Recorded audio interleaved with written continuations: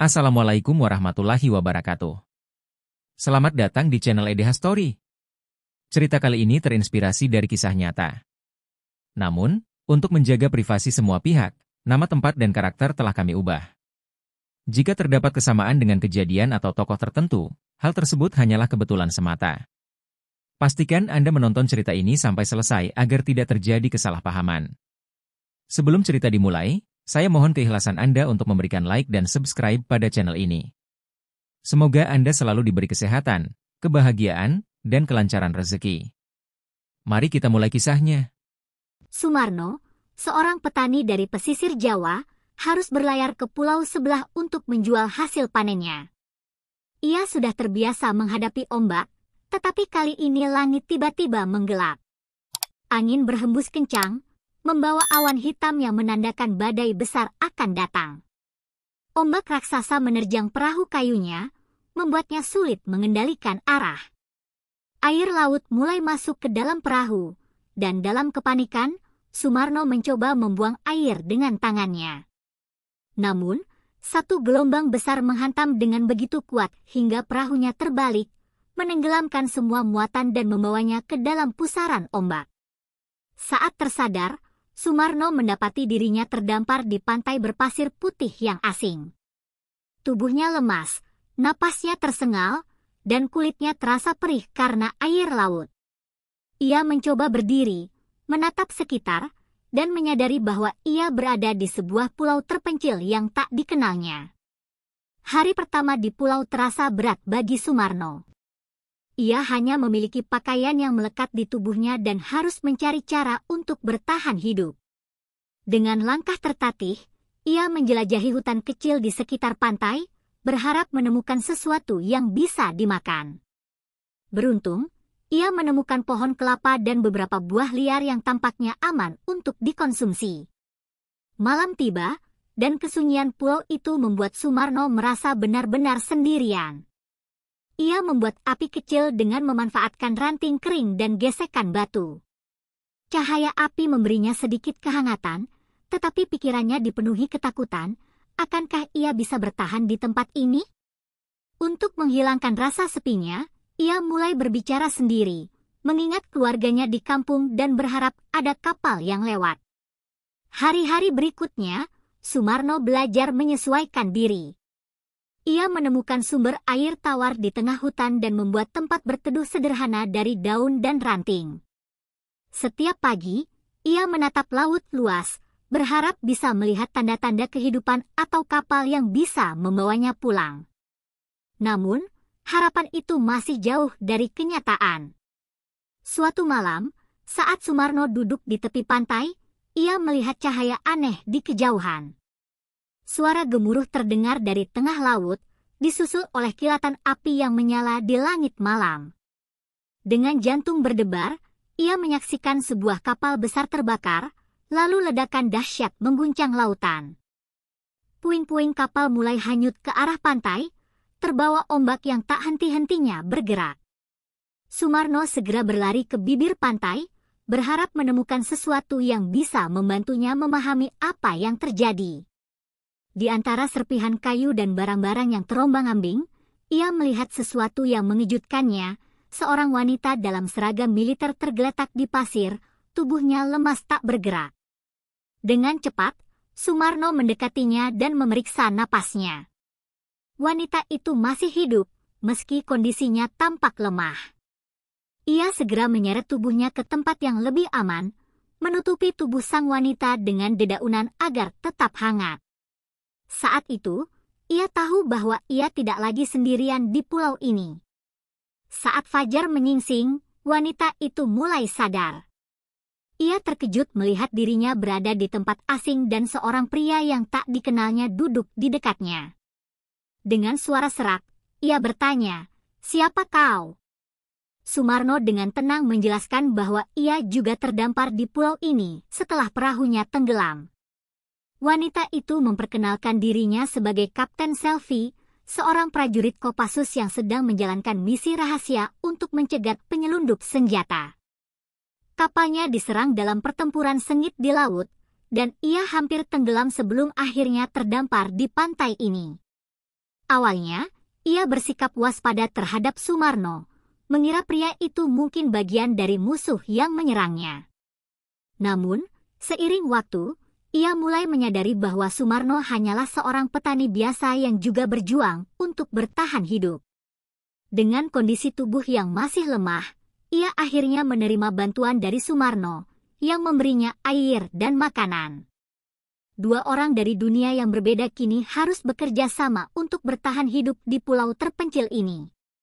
Selvi, yang terbiasa dengan kehidupan militer penuh disiplin, merasa frustrasi dengan keadaan mereka.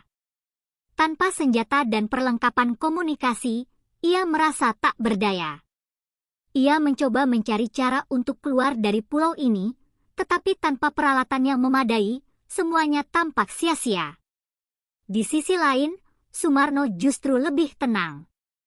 Ia memahami bahwa satu-satunya cara bertahan adalah dengan menyesuaikan diri dengan alam. Dengan sabar, ia mengajari Selvi cara mencari makanan, menangkap ikan dengan tombak kayu, serta membangun tempat berteduh yang lebih kuat dari daun dan ranting. Meski awalnya enggan, Selvi akhirnya mau belajar, menyadari bahwa bertahan hidup jauh lebih penting daripada mengeluh. Hari-hari mereka di pulau mulai terasa lebih teratur. Mereka berbagi tugas, saling membantu, dan perlahan mulai memahami satu sama lain. Meskipun berasal dari dunia yang berbeda, situasi ini mengajarkan mereka bahwa di alam liar, kerjasama adalah kunci utama untuk bertahan hidup. Dengan sisa tenaga dan semangat bertahan hidup, Sumarno dan Selvi mulai membangun tempat tinggal yang lebih layak. Mereka mengumpulkan ranting, daun, dan bambu yang hanyut di pantai untuk membuat rumah kecil yang bisa melindungi mereka dari hujan dan angin laut. Meskipun sederhana, tempat itu memberi mereka perasaan aman, seolah pulau terpencil ini bukan lagi sekadar tempat bertahan hidup, tetapi rumah sementara mereka. Setiap malam, di depan api unggun kecil, mereka berbincang tentang kehidupan masing-masing. Sumarno bercerita tentang sawahnya, tentang anak dan istrinya yang mungkin mengira dirinya sudah tiada.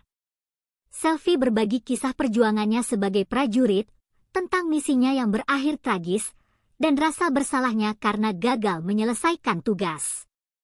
Percakapan itu membuat mereka semakin memahami satu sama lain.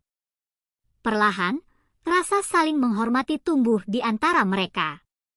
Selvi yang keras dan disiplin mulai menghargai kebijaksanaan sederhana Sumarno, sementara Sumarno melihat ketangguhan dan keberanian Selvi sebagai sesuatu yang menginspirasi.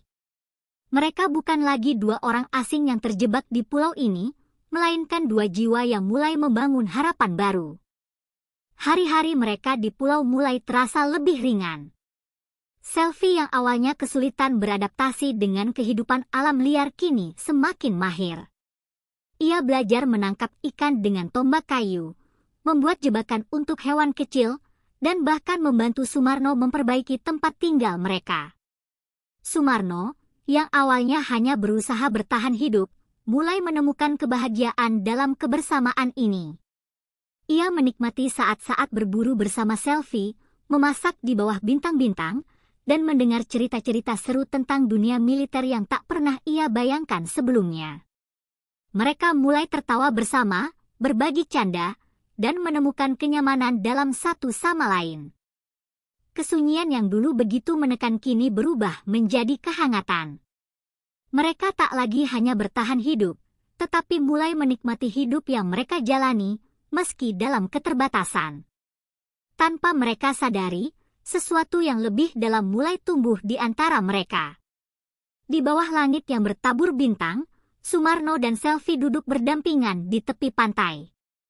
Ombak berbisik lembut, seakan memahami perasaan yang selama ini mereka pendam. Kalau saja keadaan berbeda, kau pasti sudah kembali ke keluargamu, ujar Selvi pelan, menatap ke arah laut. Sumarno terdiam sejenak.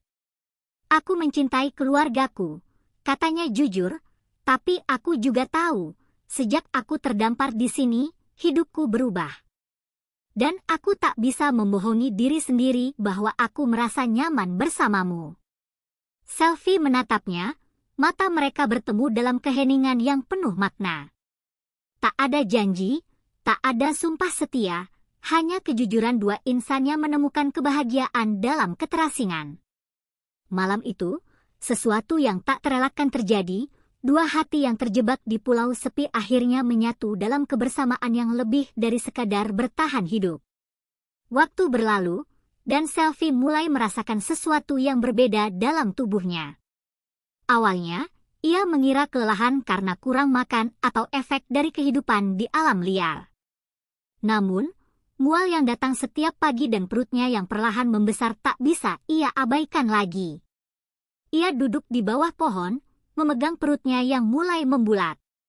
Sumarno, yang melihat perubahan itu, mendekatinya dengan wajah khawatir. "Kau sakit?" tanyanya cemas. Selvi menggeleng pelan, lalu dengan suara bergetar berkata, "Sumarno, aku hamil." Sumarno terdiam sejenak, mencerna kata-kata itu. Lalu, perlahan, ia tersenyum. "Kita akan baik-baik saja," katanya dengan yakin. "Aku akan memastikan kau dan anak kita selamat." Sejak saat itu, ia bekerja lebih keras. Ia membuat tempat tinggal yang lebih kuat, mencari makanan bergizi, dan mulai menyiapkan segala yang dibutuhkan Selvi untuk menghadapi persalinan di tengah pulau yang sunyi ini. Selvi, meski awalnya cemas, mulai menerima takdir barunya. Mereka bukan lagi hanya dua orang yang terdampar. Mereka adalah calon orang tua yang berjuang bukan hanya untuk diri sendiri, tetapi untuk kehidupan baru yang akan segera hadir. Di pulau terpencil ini, di tengah ketidakpastian, mereka menemukan arti cinta, harapan, dan keluarga. Setahun lebih berlalu, dan kehidupan di pulau semakin menantang. Sumarno menyadari bahwa mereka tidak bisa selamanya tinggal di sana, apalagi dengan seorang anak yang akan segera lahir. Ia mulai merancang rakit yang cukup kuat untuk membawa mereka ke daratan, menggunakan kayu dari pepohonan yang tumbang dan tali dari serat tanaman. Selvi, meskipun khawatir, mendukung rencana itu. Ia tahu risiko yang mereka hadapi, tetapi ia juga tahu mereka harus mencoba. Dengan perut yang semakin besar, ia tak bisa membantu banyak, tetapi ia memberikan semangat kepada Sumarno di setiap langkahnya. Mereka mengumpulkan persediaan makanan, menyimpan air tawar dalam wadah seadanya, dan menunggu waktu yang tepat untuk berangkat. Ketika rakit akhirnya selesai, mereka berdiri di tepi pantai, menatap lautan luas. Ini bukan hanya perjalanan menuju kebebasan, tetapi juga perjalanan menuju masa depan mereka yang baru. Dengan hati penuh harapan dan doa, mereka menaiki rakit dan mulai berlayar meninggalkan pulau yang telah menjadi rumah mereka selama ini. Awalnya, laut begitu tenang. Angin lembut mendorong rakit mereka maju, memberikan mereka keyakinan bahwa mereka telah mengambil keputusan yang tepat. Sumarno mengayuh perlahan, sementara Selvi duduk dengan tenang, sesekali mengelus perutnya yang membuncit. Namun, kebahagiaan itu tak bertahan lama. Awan gelap mulai berkumpul di cakrawala, dan angin semakin kencang. Ombak yang tadinya bersahabat berubah menjadi gelombang besar yang menghantam rakit mereka. Sumarno berusaha mengendalikan arah, tetapi rakit itu terlalu kecil untuk melawan amukan laut. Hujan turun deras, membuat pandangan mereka kabur.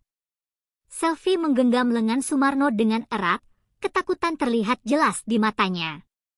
"Kita harus bertahan," teriak Sumarno, mencoba memberikan keyakinan, tetapi jauh di lubuk hatinya, ia tahu bahwa mereka berada dalam bahaya besar.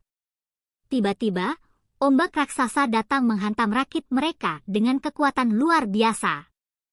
Kayu-kayu rakit berderak sebelum akhirnya tercerai-berai. Sumarno dan Selvi terlempar ke laut, tubuh mereka terombang-ambing di antara gelombang yang menggila.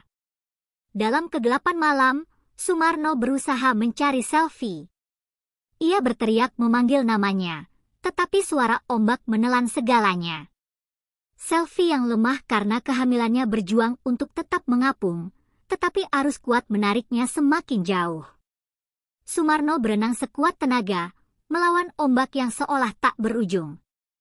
Namun, tubuhnya semakin lelah, dan rasa panik mulai merayapi pikirannya. Apakah ini akhir dari perjalanan mereka? Apakah ia akan kehilangan Selvi dan anak mereka yang bahkan belum sempat lahir? Saat hampir kehilangan harapan, Sumarno melihat sebuah cahaya berkilauan di kejauhan. Itu adalah cahaya dari sebuah kapal besar. Dengan sisa tenaga, ia berenang menuju cahaya itu, berharap ada seseorang di kapal yang bisa melihat mereka. Di sisi lain, Selvi juga melihat cahaya tersebut, tetapi tubuhnya semakin lemah. Dengan tangan gemetar, ia mengangkat sepotong kayu yang mengapung di dekatnya dan mencoba memukulnya ke air, menciptakan suara untuk menarik perhatian. Namun, kekuatannya hampir habis. Tiba-tiba, sorot lampu kapal menerangi permukaan laut. Suara trompet darurat terdengar, dan beberapa orang bergegas menurunkan sekoci penyelamat. "Ada orang di sana," teriak salah satu awak kapal. Dalam hitungan detik, mereka ditarik ke atas perahu penyelamat, napas mereka tersengal, tetapi mata mereka penuh dengan harapan baru. Di dalam kapal penyelamat, Selvi segera dibawa ke ruang medis. Seorang dokter memeriksanya dengan cermat, memastikan bahwa ia dan bayinya dalam keadaan selamat. Sumarno duduk di sampingnya, menggenggam tangannya erat, tak ingin kehilangan dirinya lagi. "Kita selamat," bisik Sumarno, suaranya bergetar karena kelegaan. "Kita tak lagi terdampar. Kita tak lagi sendirian." Air mata menggenang di mata Selvi, bukan karena kesedihan, tetapi karena kebahagiaan yang begitu dalam. Mereka telah melalui banyak hal, tetapi kini mereka memiliki kesempatan untuk memulai kehidupan baru, sebuah kehidupan yang akan mereka perjuangkan bersama, tak peduli kemana takdir membawa mereka selanjutnya.